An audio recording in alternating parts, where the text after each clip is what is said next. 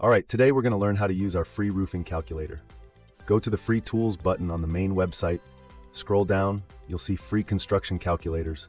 Open the Roofing Calculator, and here you can see we have the calculator, Roof Area, which calculates roof area. You can enter plan or actual measurements. In plan, it will calculate the area you enter and add the pitch multiplier. You can add the actual width and length of each area, or you can add the total area. Let's say it's a 25-degree roof that's 10 by 8 meters. Calculate adds the pitch factor, and there's your full roof area. You can change from metric imperial easily.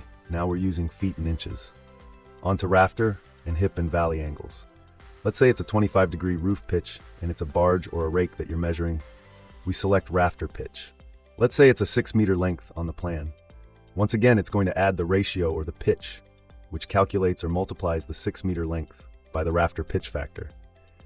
You've got a little graphic visual here which explains the span of the rafter, the rise, and the subsequent measurement that comes from that calculation. You can use this for hip and valley, exactly the same thing, 25-degree roof pitch, 6-meter length on plan, and let's calculate your hip and valley length is now 6.318. Again, you can check the measurements and see exactly how that was calculated. Battens, good for tile roofs or other roofs. You can work out how to calculate a roof area, let's say 200 square meter area, 35-degree pitch. We'll use a 345 millimeter gap between each batten center to center, and let's add 10% for waste. This will calculate roughly how many lineal meters of battens you'll actually need for a roof this size. Now just keep in mind this doesn't allow for double battens or extra battens that would run up valleys, hips, or ridges. This is just calculating the main roof area. You can add more if you need extras. You can also do it by width and length. You can use different spacing. You just need to know the official spacing for the roofing product that sits on the battens. You can draft a smart component which can calculate multiple things at once, and then save that as a smart component for free in our app. And last is the angle finder, which is really useful for roofers, especially if you're out on site trying to calculate two combined angles. We've all been in this position before.